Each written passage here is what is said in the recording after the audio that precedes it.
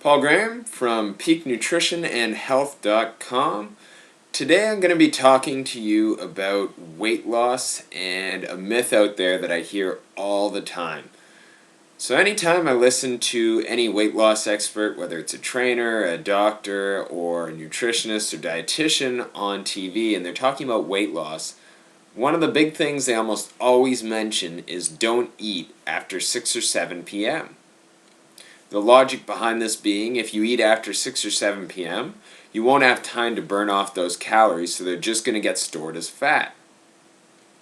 When you don't eat after 6 or 7 p.m., there's two big problems that you're going to probably be creating that are both going to have a negative effect on your health and on your attempt to actually losing weight. Okay, so problem number one. First, we're going to explain what happens when you go too long without eating. So say you have supper around 5:30 or so, you have a decent meal, this is going to hold you over. And then after about 4, 5, 6, 7 hours, your blood sugar levels are going to start to drop really low. And so when your blood sugar levels drop too low, your body needs to do something to get some sort of energy, some sort of sugar levels into your blood. And so what it does, it releases this hormone called cortisol. And think about cortisol as being your stress hormone.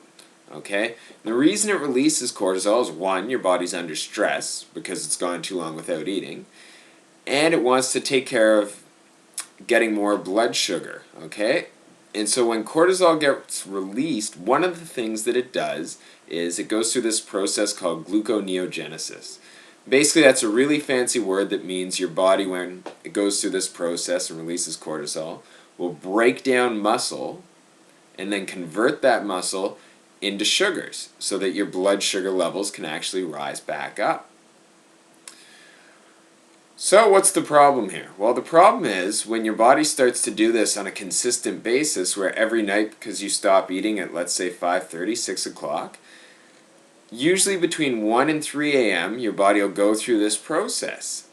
And when you start doing this every single night, or almost every single night, your body will actually start to lose muscle mass because it keeps breaking down this muscle to provide you with energy because you've gone too long without eating.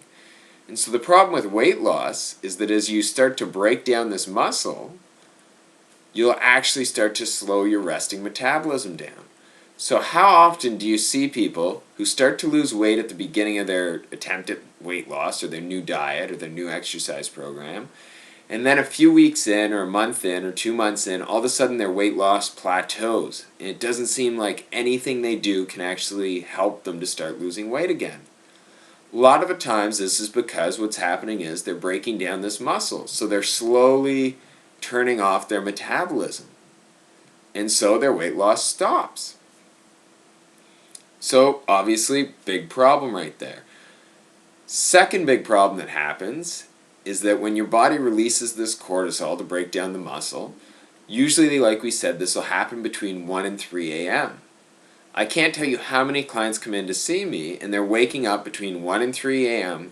every single night, or almost every single night, and can't figure out why.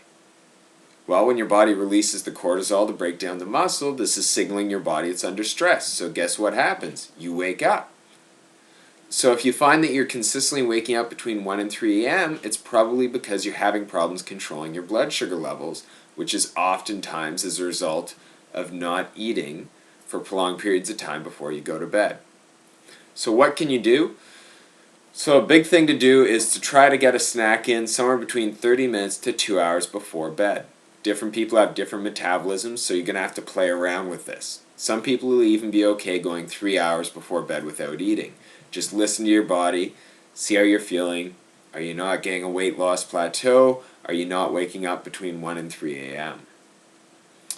So what should this snack consist of? We want to have either a strong protein source, so meat or fish or something like that that's a really strong protein source, or have a strong fat source. So examples of this being nuts, seeds, real dairy that actually does have fat.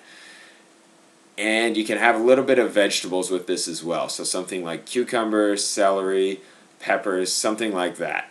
So if you get a nice balanced meal of either that strong protein source or the fat source, with a vegetable, you're probably going to notice you're no longer waking up at 1 to 3 a.m. and you're going to start getting your weight loss back into gear and you're going to not hit those plateaus.